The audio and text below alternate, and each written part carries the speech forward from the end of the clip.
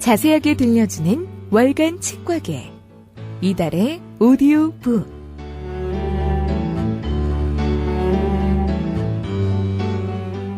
안녕하세요. 월간 치과계입니다.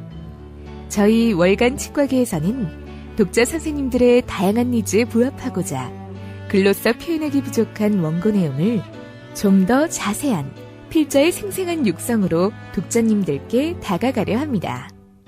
앞으로 독자님께 도움이 될 수 있는 잡지로 거듭나기 위한 다양한 시도와 노력을 게을리하지 않을 것을 약속드립니다. 독자 선생님들의 많은 관심 부탁드립니다. 그러면 먼저 오디오북 순서를 시작하겠습니다. 감사합니다.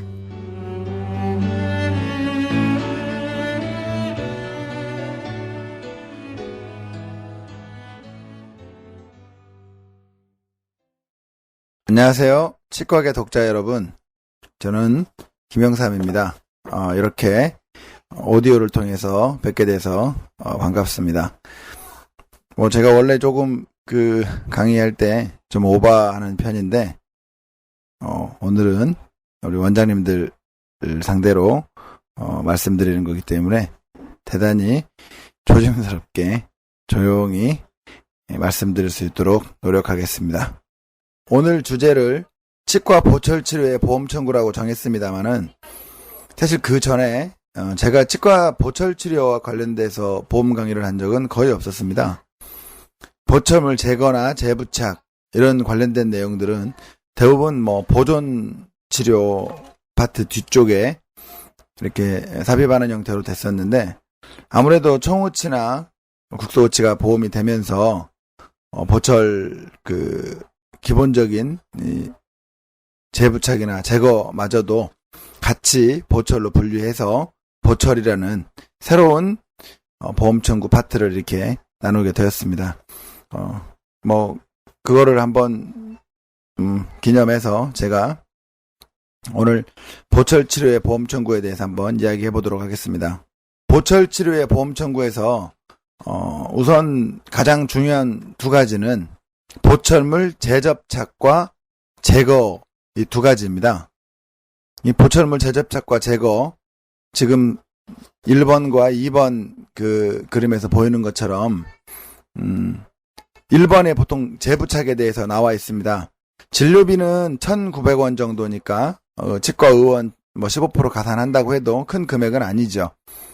그런데 중요한 것은 이 보철물 재접착은 보통 다 초진이겠죠, 당연히. 초진에 내원하게 되는 환자들이고, 재접착을 하게 되면 보통 한 15,000원 정도, 총 진료비가 15,000원 정도 나오게 됩니다. 그런데도 불구하고, 이제 환자분의 본인 부담금은 한 4,000원에서 5,000원 정도 사이가 되겠죠. 그런데도 불구하고, 일부 원장님들께서 비급여로 받으시는 원장님들이 좀 계세요. 비급여로 받으시는 원장님들이 계시는데, 실제로 비급여로 한 5만원, 10만원 이렇게 받을 수 있는 원장님이 몇 분이나 될까요? 한 1, 2만원, 2, 3만원 정도 받을 거라면 차라리 보험 청구하는 것이 환자의 부담은 훨씬 적고, 또 지표도 매우 좋게 해줍니다. 건강보험에서 우리 건당 진료비가 보통은 45,000원, 내원 일당 진료비가 거의 3만원 정도 수준이 되는데, 이렇게 15,000원에 내원 일수 1짜리를 하나 만들게 되면 지표가 대단히 좋아지겠죠. 평균을 낮춰주게 되니까. 그렇기 때문에 보철염 재접착 같은 거는 크게 돈 된다기보다는 건강보험 지표를 위해서도, 또 그리고 재접착을 보험 청구하는 것이 법이기 때문에 꼭 그렇게 해주시는 게 좋습니다. 또 이 보철염 재접착에서 제일 중요한 부분 중에 하나는 은근히 민원이 많습니다. 보철물 재접착하고 10,000원, 20,000원 정도 비급여를 받게 되면 환자들이 심평원이나 건강보험공단에 질의를 하게 되거나, 하다못해 네이버에 물어봐도 바로 이 부분에 대해서는 어떻다라고 답변을 주기 때문에 보험 적용된다, 한 4,000원이면 된다, 이렇게 나와버리기 때문에 1, 2만원 정도만 받으시는 분들도 크게 문제가 되죠.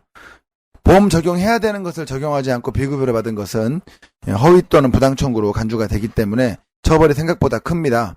그 내용에 대해서는 원장님들이 잘 알고 계셔야 된다는 걸 좀 아주 중요한 포인트죠. 그 대신 다른 거에 비해서 무슨 CT를 비급여로 임의 비급여로 받았다든지 이런 거에 비해서는 비교적 크게 피해를 본 치과는 많지 않은 것 같아요. 왜냐면 보철물 재접착 환자가 뭐 많으면 얼마나 되겠습니까? 그렇게 많지는 않죠. 그러다 보니까 이렇게 되는 거고요. 인레이, 크라운. 저는 심지어 임플란트하고 보철을 하고 나서 6개월 이상 된 치아들은 모두 다 보철물 재접착으로 청구를 하고 있습니다. 보철물 재접착에 대해서는 제가 좀 길게 설명했습니다만은 보철물 제거를 한번 보면서 또 재접착과의 차이점을 한번 봐야 되겠죠. 보철물 재부착과 제거에 있어서 가장 큰 차이점은 파닉을 포함하느냐 안 하느냐의 가장 큰 차이점인 것 같습니다.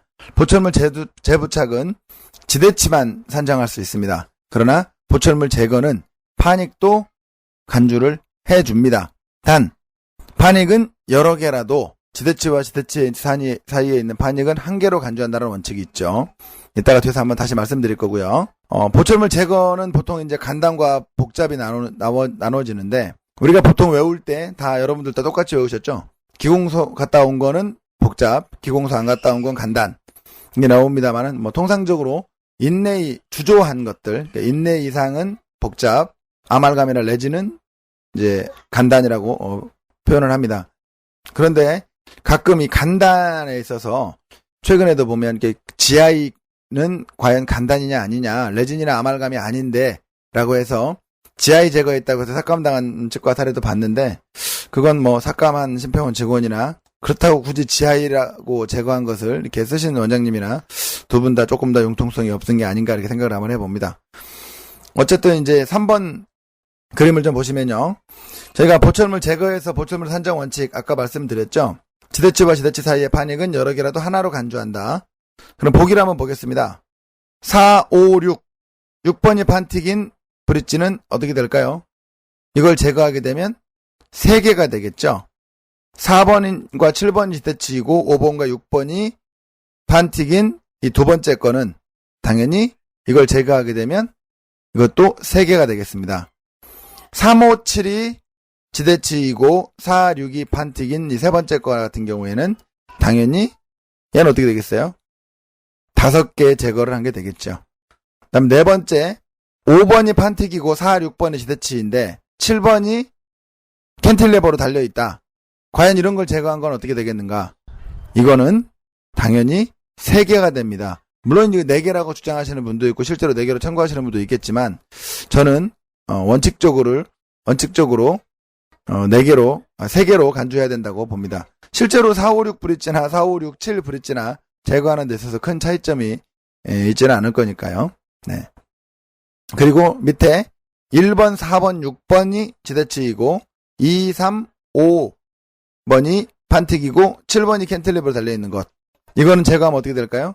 당연히 얘도 제거하면 어떻게 되냐면 5개가 되겠죠. 이렇게 쉽게 볼 수 있겠습니다.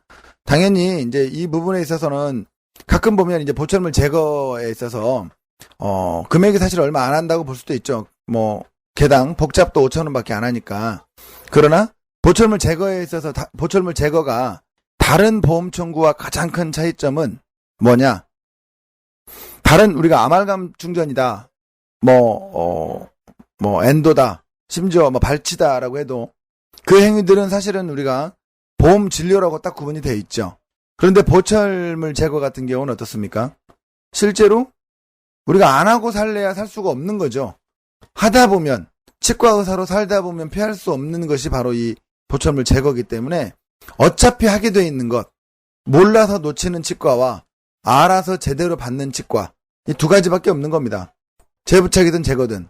그런데 재부착과 제거 모두 다 대부분의 평균 진료비 이하를 만들어주기 때문에 지표도 대단히 좋게 해주고 실제로 수입도 되고요. 여러 가지 조건이 되는 거기 때문에 보철물 제거와 재부착에 대해서는 명확한 산정 지침을 알아두고 청구하시는 것이 좋겠습니다. 나중에 이제 비급여 진료와 병행을 하게 되기 때문에 비급여 진료와 병행하게 되면 지표를 더욱더 낮출 수 있는 정정당당한 행위가 되니까 아주 좋습니다. 4번 그림을 보면 이제 가장 일반적이죠. 3번 브릿지를 제거한 경우 당연히 어떻게 되겠습니까? 얘는 3개를 제거한 것이 되겠죠. 그리고 다음 페이지에 5번 그림을 한번 보겠습니다. 5번 그림을 한번 보면 어떻습니까? 5번 그림을 왼쪽에 있는 그림을 오른쪽에 있는 그림처럼 제거를 했습니다. 어떻게 제거했어요? 소구치 뒷면에서 잘라서 브릿지를 제거했죠. 판틱 하나와 이 7번인지 8번, 6번인지 모를 이 브릿지 거를 제거를 했습니다. 그럼 어떻게 될까요? 얘는 판틱 하나에 지대치 하나에서 보철물 제거 2개가 되겠습니다. 그 다음에 이제 6번 그림을 한번 보겠습니다. 6번 그림에서 먼저 오른쪽 그림을 한번 볼게요. 오른쪽 그림처럼 지금 이 판틱이 2개 달려 있습니다. 2개. 소구치 4, 5번이 판틱인데 여기를 3번 원심과 6번 원심에서 잘라서 판틱만 2개를 제거했습니다. 얘를 제거하게 되면 어떻게 될까요? 오른쪽 아래 그림과 같은 경우에는 당연히 하나죠. 판틱은 2개지만 하나로 간주하기 때문에 하나 제거한 것이 됩니다. 그런데 제거하고 나서 보니까 6, 7번이 많이 썩었던 거죠. 그래서 6, 7번 크라운까지 제거를 하게 됐습니다. 그럼 어떻게 될까요? 당일날 같이 했다고 하면 보철물 제거 3개가 되겠죠. 지대치 2개와 판틱 하나. 6번 그림 같은 경우에는 6번 그림에서 오른쪽 그림을 보게 되면 이 판틱만 제거했죠. 3번 원심과 6번 근심에서 잘라서 4, 5번 판틱만 제거했습니다. 이거는 4, 5번 판틱이 2개지만 판틱만 제거했어도 지대치와 지대치 사이에 있는 거기 때문에 하나로 간주한다라는 원칙에 하나가 되겠습니다. 그런데 오른쪽 아래에 있는 그림을 해서 마치 오른쪽 아래에서 그림과 같이 한 번 더 잘라서 이 뒤에 크라운을 2개를 제거를 하게 되겠습니다. 그럼 어떻게 될까요? 지대치 2개에다가 판틱 2개, 판틱 하나에서 3개를 제거한 것이 되겠죠. 네, 그렇게 알고 계시면 되겠습니다. 근데 이제 우리가 7번 그림 같은 걸 한번 보게 되면 우리가 사실 흔하게 있는 것 중에 하나죠. 캔틸레버만 잘라낸 것. 맨 후방 캔틸레버만 잘라낸 건 과연 어떻게 되냐. 지대치가 없는데 과연 얘는 보철물 제거 하나인가 아닌가. 아무래도 이제 2013년 7월 1일부로 국소호치가 보험이 되기 때문에 이런 경우가 생각보다 많이 나타나겠죠. 65세까지 확대가 된다고 하면 이런 캔틸레버가 발견이 된다고 그러면 어떤 치과 의사든 대부분 다 캔틸레버를 잘라내고 국소호치를 하자고 하게 되겠죠. 그게 환자분들한테도 좋을 거고요. 그러다 보니까 캔틸레버를 잘라내는 것은 원칙적으로는 인정되지 않는다라는 게 심평원의 견해였는데 최근에는 아무래도 실제로 환자분들을 위해서 하는 거기 때문에 하나로 인정을 해주는 경우가 많습니다. 그런데 저 같은 경우는 옛날에 인정해주지 않는다 어쩐다 이런 얘기 나올 때도 차라리 캔틸레버가 붙어있는 그 앞에 치아 치식을 클릭한 다음에 그 앞에 치아에 보철물이 2개 있었고 그 중에 하나를 제거했다 그래서 저는 그냥 당당하게 청구를 했었습니다. 원래도. 여러분들이 알고 계셔야 되고 최근 심평원 추세는 다 주고 있다는 걸 아셔야 됩니다. 그 다음에 8번 그림을 한번 보겠습니다. 8번 그림에 보면 이제 보철물 제거와 발치를 둘 다 같이 했을 때 어떻게 해야 되느냐. 이게 이제 가장 중요한 포인트가 될 텐데요. 보철물 제거와 발치를 같이 했을 때는 딱 한 줄밖에 산정 지침이 없습니다. 싱글 크라운의 경우만 예외이다. 그러니까 싱글 크라운의 경우는 발치만 산정한다라는 원칙 하나만 있습니다. 그러니까 우리가 지금 9번 그림에서 보면 9번 그림에서 실제로 어떻게 됐습니까? 5, 6, 7 브릿지에서 7번 앞에서 잘라서 5번 발치와 보철물 제거와 5번 발치를 같이 했죠. 이렇게 되긴 경우는 9번 그림 같은 경우에는 보철물 제거 2개, 발치 하나가 되겠죠. 당연히 발치는 남발치로 청구하는 것이 맞다고 생각이 되고요. 그 다음에 10번 그림 같은 경우에는 제가 한번 넣어봤는데요. 46번 같은 경우에는 크라운과 통째로 이렇게 제거된 경우, 통째로 제거된 경우에는 이런 경우에는 발치만 산정합니다. 그러나 지금 상악 전치부 같은 경우 크라운과 같이 발치가 되었어도 얘는 브릿지이기 때문에 얘를 만약에 치아 3개를 다 빼게 된다고 하면 보철물 제거 4개에 발치 3개를 청구하는 것이 맞다고 보여지고요. 실제로 여기서 13번은 놔두고 22, 23을 발치하고 이 크라운을 제거했다고 한다면 보철물 제거 4개에 발치 2개를 산정하는 것이 맞다고 보여집니다. 물론 이제 시골 같은 데 가다 보면 시골에는 그런 환자분이 많이 있으시다고 하더라고요. 5, 6, 7 브릿지 같은 경우에서 브릿지가 통째로 빠지는 경우가 있다고 하는데 브릿지가 통째로 빠지면 그냥 발치만 인정한다라고 하는 심평원 직원들의 이야기도 있습니다만은 저는 원칙적으로 규정을 문서화된 규정을 제일 중요하게 생각하기 때문에 문서화된 규정에는 어쨌든 싱글 크라운만 예외다라고 되어 있기 때문에 브릿지 같은 경우는 저는 발치와 보철물 제거를 다 청구하는 것이 맞다고 보여집니다. 11번 그림 같은 건 왜 넣어놨냐면요.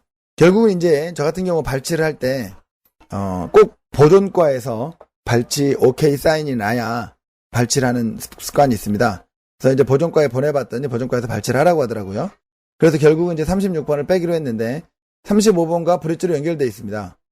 35번, 6번 사이를 커팅하고 36번을 제거하게 되면 대부분의 프로그램들이 당연히 이제 직원들이 청구할 때 어떻게 하겠습니까?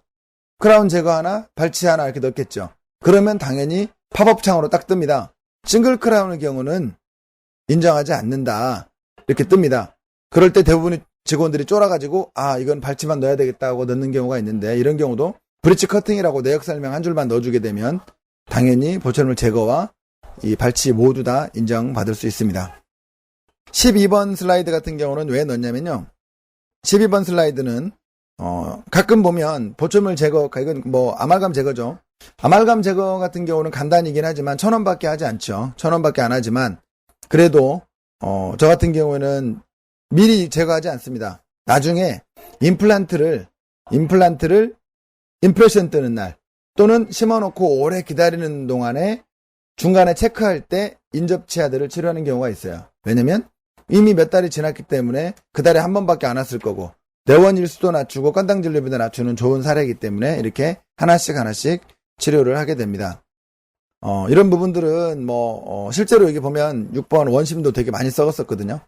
아말감 제거하는 것이 과연 보철물 제거를 보험 청구를 할 수 있는 부분이냐 아니냐 여러 논란이 있을 수 있습니다만은 아말감 파절이나 2차 후식 등의 정당한 사유가 있다고 한다면 청구하는 것이 맞다고 보여집니다. 여기서 마찬가지로 여기 만약에 그 앞에 소고치의 아말감을 제거하고 레진으로 떼었다. 청구할 수 있을 수도 있고 없을 수도 있겠죠. 그렇죠? 한꺼번에 10개를 했다.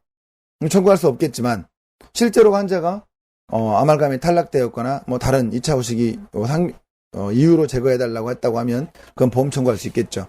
만약에 이 환자분이 임플란트 세팅을 하고 돌아가서 6개월 뒤에 정기검진을 할 때 오셔가지고 아말감 제거해달라고 했다라고 한다면 저는 청구할 것 같습니다. 그런데 마침 이 뒤에 거 치료하는 김에 앞에 거 레진 필링을 같이 한다. 그랬을 경우에는 굳이 미용 목적의 치료를 간주해서 저 같으면 청구를 안 할 것 같고요.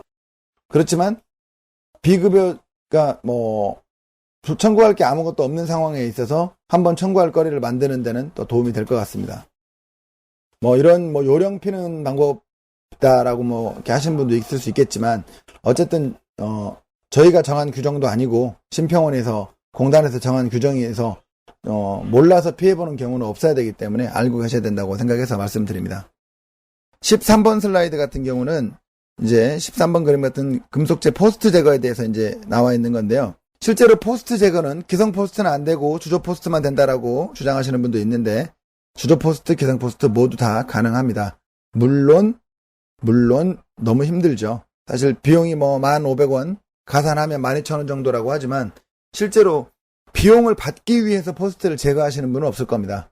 치아를 살리기 위해서 포스트를 제거하는 것이겠죠. 그러니까 어차피 치아를 살리기 위해서 제거하는 거라면 놓치지 말고 제대로 청구해서 받는 것이 좋다고 생각됩니다. 금액의 문제가 아니라 어차피 몰라서 못 받는 사람과 제대로 챙겨서 받는 사람 그 두 가지밖에 없기 때문이죠. 보철물 제거 같은 경우가 간담과 복잡이 같이 있을 때 간담과 복잡을 같이 하게 되면 복잡만 인정됩니다. 그러나 보철물 제거 복잡과 이런 포스트 제거나 기존 충전물 제거를 하게 되면 가장 비싼 행위, 주된 행위를 제외하고 나머지는 다 50%만 산정하게 됩니다. 14번 그림 같은 경우는 5번 원심에서 잘라서 크라운을 커팅하고 그 뒤에 발치를 하게 된다면 어떻게 될까요? 14번 슬라이드 같은 경우는 당연히 발치 하나에 보철물 제거 2개가 되겠죠. 그런데 만약에 여기서 내가 이거 치아를 한번 살려보겠다 라고 해서 첫날 5번과 6번에 크라운만 제거를 하고 했다면 그럼 보철물 제거 2개가 되겠죠. 그 다음에 와서 이제 레진이나 포스트 제거한다고 하면 거기에 맞는 산정 지침대로 하면 되겠습니다. 교합 조정술은 15번 슬라이드를 보면 교합 조정술에 대해서 나오는데요. 우리가 진료비가 크게 금액이 많다고 볼 수도 있고 적다고 볼 수도 있지만 하루에 4개까지 인정 가능하니까 아마 진찰료랑 합치게 되면 한 25,000원, 6,000원 정도 나오게 되겠죠. 환자가 본인 부담금은 한 6, 7,000원, 8,000원 정도 나올 거고요. 15번 그림, 교합 조정술에서 가장 중요한 부분 중에 하나는 바로 자연치아만 청구할 수 있다는 것. 그리고 하루에 4개까지만 청구할 수 있다는 것이 가장 중요한 경우입니다. 나머지 내용은 한번 쭉 읽어보시고요. 사실은 교합 조정에서 이 교합 조정을 좀 많이 청구하게 되면 삭감이 좀 많이 됩니다. 그리고 환자들한테 전화해서 심평원에서 물어보죠. 종이 씹었냐고. 왜냐하면 교합 조정에서 가장 중요한 포인트는 교합제를 사용한 경우만 청구할 수 있다라고 되어 있습니다. 교합제를 사용하지 않고 높이를 조정했다 할지 아니면은 날카로운 부분을 다듬었다 할지 이런 경우에는 당연히 그냥 보통 처치로만 인정한다. 아니 또는 기본 진료비만 가져간다 이렇게 말을 하고 있습니다. 그 점 아셔야 되고요. 16번 슬라이드는 제가 이제 이 부분은 처음 한번 언급해 보는 건데 최근에 질문을 좀 많이 받아서 한번 언급을 해봤습니다. 과연 코어는 보험인가 아닌가에 대한 내용에서 당연히 코어는 보험이죠. 그러나 16번 그림에 나오는 코어는 어떻습니까? 16번에 나온 코어는 당연히 비보험이죠. 왜냐하면 근관치료를 했지만 코어 자체가 비급여 재료입니다. 아마 코어페이스트 같은데요. 저도 룩사코어나 멀티코어 같은 걸 좀 많이 쓰기도 했지만 파란색 레진 코어를 쓰긴 썼지만 어쨌든 코어는 명백히 비급여 코어를 사용하게 되면 그것은 비보험으로 적용하는 것이 맞겠죠. 여기 17번 그림 보면 17번 그림 같은 경우에는 누가 봐도 보험이죠. 근관치료를 했고 코어도 캐탁 실버를 써서 금속광화형 시멘트인 금속 캐탁 실버 지하의 한 종류이긴 한데 재료 신고는 금속광화형 시멘트로 되어 있습니다. 캐탁 실버를 사용했기 때문에 당연히 보험 청구를 할 수 있죠. 그런데 우리 18번 같은 경우는 볼까요? 18번 이건 정확하게 인네이의 베이스로 썼죠. 그래서 실제로 인네이의 베이스인 경우에는 청구할 수 없다라고 정확하게 나와 있습니다. 그런데도 불구하고 몇몇 치과에서는 GI를 그러니까 예를 들어서 이노지트를 사용했다 할지 이런 건 당연히 안 되는 거고요. 비급여 재료를 사용한 코어나 베이스는 아무것도 안 되지만 보험 재료, 캐탁필이나 후지나 이런 보험 재료를 사용해서 베이스를 했을 경우에 그걸 꼭 청구가 되는 줄 알고 하시는 분들이 많이 있으시더라고요. 당연히 안 됩니다. 베이스는 정확히 안 된다고 외워두셔야 되고요. 그런데 중요한 건 뭐냐? 원장님들이 잘 모르시는 게 나 청구해서 지금까지 아무 문제 없었는데 왜냐면 심평원은 그게 비급여 재료의 베이스인 줄 모르고 실제 지하의 청구인 줄 알고 있었기 때문이죠. 실사를 나오게 되면 아마 그 뒤에 인레이나 크라운이 있었다고 한다면 당연히 그 전에 시행한 GI에 대해서는 크게 아마 벌을 받게 될 수도 있습니다. 어쨌든 베이스는 안 됩니다. 베이스는 안 되는데 지대치 축조는 이제 가능하다라고 본다면 19번 슬라이드 같은 경우를 봤을 때 19번 슬라이드를 보면 과연 이거는 베이스라고 보기엔 좀 크죠. 사실 이건 토미가 돼 있거나 엔도가 돼 있을 수도 있을 만한 그런 치아인데 이런 경우라고 한다면 당연히 저는 GI를 청구할 수 있다라고 보고요. 20번 같은 경우에는 크지만 어떻습니까? 크지만 왼쪽에 있는 그림 같은 경우에는 베이스라고 코어라고 좀 우길 수도 있겠지만 오른쪽의 케이스는 당연히 베이스라고 봐야 되겠죠. 정답은 저는 없다고 봅니다. 자기가 정정당당하게 하면 되고 이제 21번 그림 같은 경우에도 왼쪽에 있는 6번은 과연 베이스인가 코어인가 고민이 되죠. 그리고 이 오른쪽에 있는 그림 같은 경우에는 베이스라고 봐야 되니까 당연히 안 되는 게 맞다고 보고요. 근데 이제 정답은 사실 없다고 봐야 되겠습니다만은 너무 당연히 되는 줄 알고 계시는 분들 또한 또 너무 당연히 안 된다고 생각하시는 분들이 있는 것 같아요. 그래서 말씀을 드린 거고요. 아마 비급여 재료가 있었다고 한다면 당일에 GI 충전을 하고 크라운 임프레션이나 인내 임프레션이 있었다고 한다면 더 인정 가능하기 어려울 거고요. 아무래도 베이스가 아니라 충전을 해놓고 나서 그 이후에 재료가 결정이 돼서 했다고 한다면 그것은 또 보험으로 인정될 가능성도 좀 있겠죠. 너무 일률적이지 않다고 한다면, 자기 스스로 정당하다고 한다면 저는 청구할 수 있다고 봅니다. 22번 그림 같은 경우를 보면 둘 다 세라믹 인레이나 온레이지만 당연히 왼쪽 것 같은 경우에는 당연히 베이스로 간주를 해야 될 것이고, 대신에 오른쪽에 있는 건 어떻습니까? 이거는 거의 치아가 많이 삭제됐는데 환자가 굳이 치아 색깔 재료를 원했기 때문에 어쩔 수 없이 해주는 거죠. 그래서 거의 지대치 축조하다시피 한 거기 때문에 본인이 정당하다고 한다면 한번 시도를 해보는 것도 좋지 않을까 생각을 해보고요. 원칙적으로 베이스는 안 된다는 걸 알고 계셔야 됩니다. 23번 그림 같은 경우는 제가 이 23번 그림에서 이 왼쪽 위에 사진을 가장 먼저 보여줍니다. 과연 이것은 보험 청구할 수 있을까요? 라고 이렇게 묻습니다. 그러면 이제 수강하시는 분들이 베이스 딱 코어다 막 갈리는데, 그리고 나서 그 나머지 사진들을 보여줍니다. 실제로 거의 코어처럼 보이지만 치아가 엄청나게 손상됐지만 엔도는 하지 않았다. 그렇지만 엔도는 하지 않았지만 얘는 코어라고 보는 것이 맞지 않겠는가 해서 저 같은 경우에는 지대치로 간주해서 당연히 그것도 지대치 사면으로 간주를 해서 지하에 청구를 하는 것이 맞다고 보여집니다. 그리고는 당연히 지대치로 사용된 이런 그 지하의 충전 같은 경우는 충전물 연마는 당연히 청구할 수 없겠죠. 그리고 이제 총호치에 대한 이야기인데, 과연 우리 총호치 어떻습니까? 총호치 과연 이게 우리 치과계의 탈출구가 될까요? 아니면 큰 장애 요소가 될까요? 제가 봤을 때는 총호치는 큰 영향은 없습니다만은 그 뒤에 국소호치가 가장 중요한 영향을 미칠 거라고 봅니다. 총호치는 실제로 제가 이제 작년에 좀 군 단위에 계신 선배님들 모셔놓고 강의할 기회가 있었는데, 그 선배님들에게 이 총호치 강의를 했더니 대부분 선배님들이 야 이거 임시틀리도 받을 수 있어? 예, 받을 수 있습니다. 이거 그러면은 거의 120만 원이 넘네? 예, 그렇습니다, 선배님. 그랬더니 하시는 말씀이 보험이 낫다, 보험이 나. 그래서 왜요, 선배님? 선배님 한 150만 원 이렇게 받지 않으세요? 그랬더니 시골에서 다 아는 사람이고 다 친척이고 다 친구다. 그래서 막상 130, 140이다.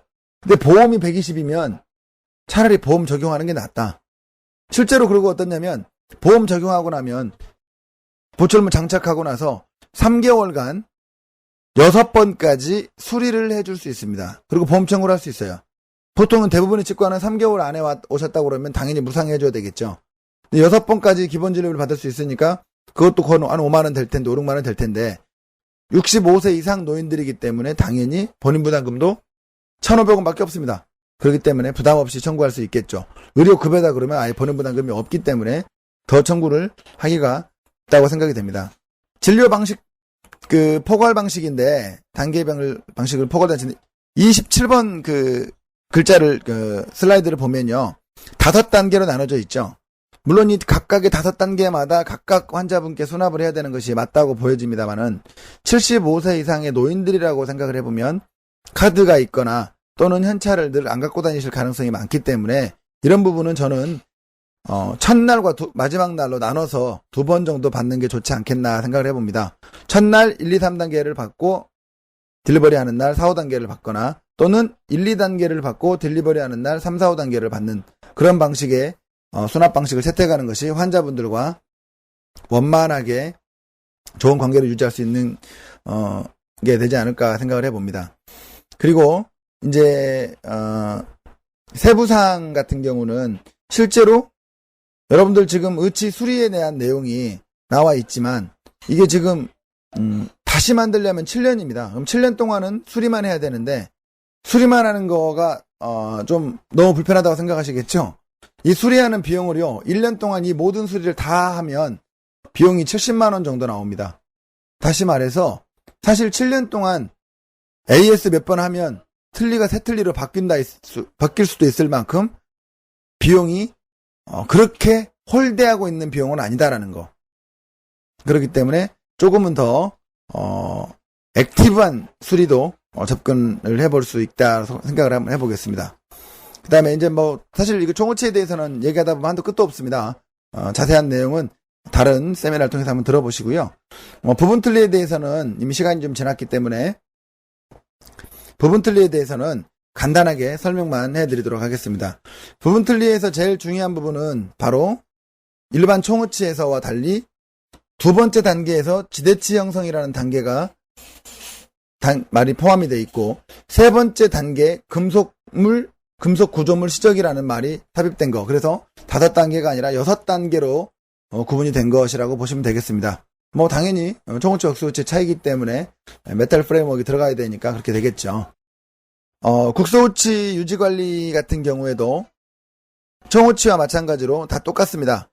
그런데 가장 중요한 부분은 클라스프가 추가됐다라는 것만 알고 계시면 되겠습니다. 클라스프만 추가되어 있고, 클라스프 같은 경우도 당연히 수가가 산정이 되어 있으니까, 마찬가지로 국소호치도 액티브한 AS를 하다 보면 당연히 수가가 거의 2년만 해도 국소호치 하나를 만들 수 있는 정도의 수가가 나와버립니다. 그렇기 때문에 액티브한 AS 부탁드리겠습니다. 당연히 본인 부담금도 50%이기 때문에 환자분도 부담이 덜 하실 거라고 생각이 들고요. 다음 슬라이드, 다음 그 그림은 제가 이제 기사를 좀 넣어봤는데요. 정말 내년부터 노인 임플란트가 급여화 될지는 물론 내년이 돼봐야 알겠습니다만은 이대로 가다가는 정말 그렇게 되지 않을까 생각 들고요. 그 다음에 뭐 우리 치의신부나 치과신문 기사들인데 치과도 이제 보험화 물결이다. 또 건치에서도 그런 기사가 났었죠. 정말 치과 보험이라는 게 이제 계륵인가 이런 내용이 있었습니다. 그만큼 이제 치과에서 보험이라는 것은 뗄래야 뗄 수 없는 정말 보험화 시대라는 말이밖에 다른 말로 표현하기 어려운 그런 시대인 것 같습니다. 그래서 제가 임플란트에 관련된 내용을 좀 넣어봤는데요. 임플란트에 관련된 내용, 임플란트가 보험이 된다고 그러면 이제 뭐 더 중요한 내용이겠지만 아직은 아니니까, 임플란트와 관련된 보험 청구에 대한 내용은요, 사실 딱 하나밖에 없습니다. 보초물 세팅하고 나서 6개월 지나고 나면 자연치하로 간주한다. 나머지 세부 사항은 그냥 6개월 이후부터는 자연치에 청구할 수 있는 내용은 모두 청구할 수 있다라고 보시면 되겠습니다. 뭐 임플란트 발치는 뭐냐, 뭐 난발치냐 매복치냐 이런 얘기도 많습니다만은, 뭐 통상적으로 정말 뭐 치주질환이 심해서 저절로 빠진 게 아니라면 난발치를 청구하는 게 맞다고 보고요. 정말 어려운, 정말 자기가 생각할 때 환자를 위해서 너무 고생하고 힘들었다고 생각하시면 뭐 본인이 한번 또 뭐 고민해 볼 수 있겠지만 제 생각은 그렇습니다. 그래서 저 같은 경우는 아까도 말씀드렸듯이 임플란트 보초물이 탈락돼서 오게 되면 다시 붙여드리는 것도 보험 청구를 하고 있는 실정입니다. 그 다음에 이제 제가 그 기사도 몇 개 넣어봤는데요. 정말 우리가 원하든 않든 실런트도 보험이 됐고, 총호치도 보험이 됐고, 국소호치 보험이 됐고, 이제 임플란트도 보험이 된다라고 얘기를 하고 있습니다. 바야흐로 정말 보험 시대인데, 이 보험 시대에서 우리가 이 모르고 회피한 거, 지금 우리 치과계가 왜 힘든가, 우리 치과계 건강보험이 왜 지금 열악한 환경인가, 그 전에 너무 우리가 비급여 진료에만 몰두하고 보험 급여화된 내용들에 대해서는 관심을 안 가졌기 때문이죠. 지금 보장성 확대가 남긴 숙제는 바로 실수요, 청구 늘리기라고 보여집니다. 우리에게 주어진 바가 있다면 국소호치든 총호치든 실런트든 보급형, 우리 이번에 나온 그 전학 스케일링이든 모두 다 우리가 적극적으로 시행을 해서 청구 금액도 늘리고 실수요도 늘리고, 그것이 국민들도 위하는 길이고 건강보험의 취지이기도 하기 때문에 정말 그래야만이 저희 치과계가 이 보험화 시대에서 살아남을 수 있다고 보여집니다. 제가 이제 밑에다가 넣은 그 기사 2개는요, 지금 이제 그 건강보험 교육이라든지 이런 부분에 대한 내용들인데, 건강보험 교육이 요즘 아무래도 저도 뭐 건강보험 세미나를 많이 하고 그랬습니다만은, 뭐 보험 세미나가 비싸다라고 막 욕하시는 분도 있고 그렇습니다. 우리 저의 절친이기도 한 우리 황성현 원장 보험 세미나가 50만 원, 100만 원 하다 보니까 원장님들 중에서 좀 보수적인 분들은 맹변환하시는 분도 계시는데, 또 우리 황성현 원장 이야기를 들어보면 또 일리가 있어요. 임플란트 세미나가 50만 원, 100만 원이면 그 부분에 대해서는 아무도 뭐라고 하는 사람이 없으면서 왜 보험 세미나가 50만 원, 100만 원이면 욕을 먹어야 되느냐. 바로 이것이 보험에 대한 홀대하는 그 구시대적인 마인드다. 이제 공부에 마치고 개원하는 후배에게 보험 세미나가 더 도움이 될 것 같느냐, 아니면 임플란트 세미나가 더 도움이 될 것 같냐. 실제로 보험 세미나가 더 도움이 될 거다. 보험 세미나는 이 공부에 마치고 개원한 후배한테 정말로 필요한 세미나다. 그렇기 때문에 정말 같이 제대로 된 투자를 하고 제대로 된 교육을 받아야 된다. 그래서 자기는 정말 열심히 준비하고 열심히 강의하기 때문에 비싸게 받는다. 자기 나름대로 철학과 이렇게 하고 있습니다. 저도 마찬가지로 너무 저렴한 것보다는 보험 세미나도 어떠한 다른 세미나에 뒤지지 않게 정당한 대가를 받아야만이 그게 다른 세미나와 마찬가지로 발전할 수 있을 거라고 보여집니다. 그래야만이 좀 더 훌륭한 강사, 훌륭한 보험 교재들 이것도 나타나지 않겠습니까? 더군다나 요즘 보험화 시대라고 말씀드렸지만 요즘 직원들 건강보험 교육은 대부분 고용보험 환급 과정입니다. 수강료를 다 내고 듣고 나면 다음에 그 수강료의 정규직은 80%, 비정규직은 100%를 돌려줍니다. 고용보험공단에서요. 솔직히 우리가 고용보험료 내고 혜택 보는 원장님들 얼마나 계십니까? 대부분 직원들이 자기 발로 나가면서 신청해달라고 하고 있는 거 아닙니까? 사실 원장님들 중에서 얼마나 사실 부당해고를 하셔가지고, 그런 경우가 있습니까?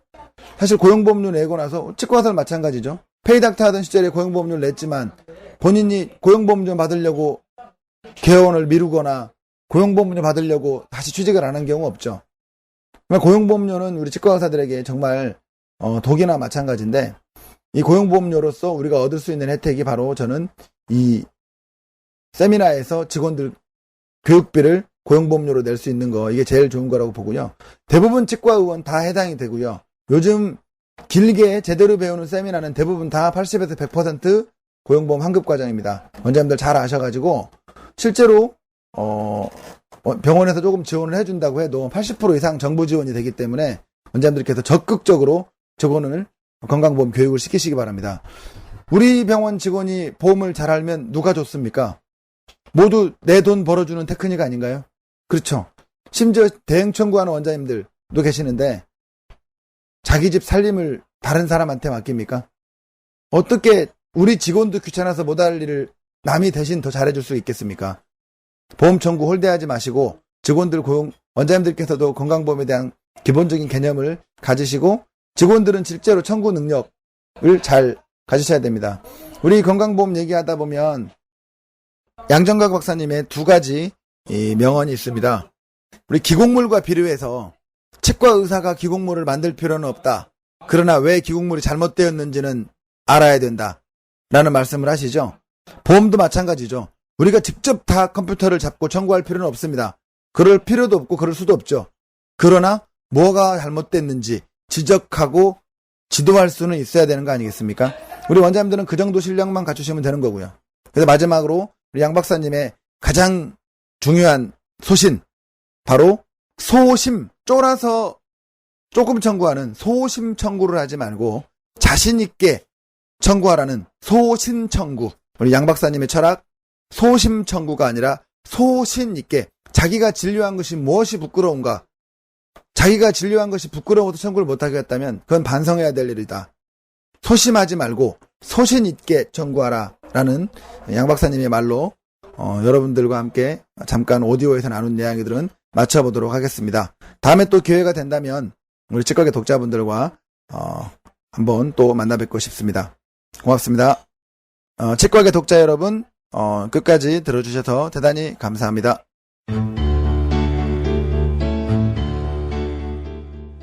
이상으로 오디오북 순서를 마치겠습니다. 항상 고민하고 노력하는 월간 치과계가 되겠습니다. 감사합니다.